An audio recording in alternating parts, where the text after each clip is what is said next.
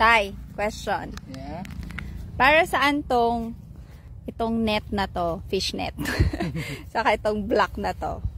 Yung net na to is para ma-prevent yung mga insects kasi more of preventive yung measures natin sa pest control kasi hindi tayo naglalagay ng toxic or synthetic chemical sprays.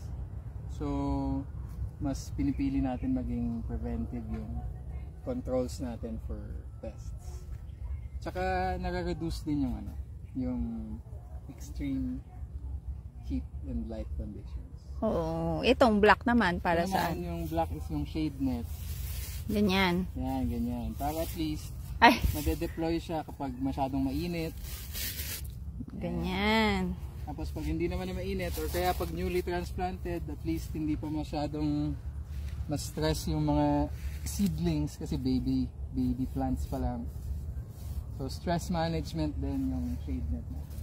Oo. Ganun pala yun. Yeah. Are you happy? Wawa!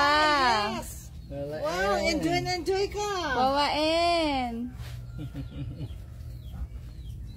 Dati na si Ruby. Tay, question. Yeah. Para saan naman ito? Itong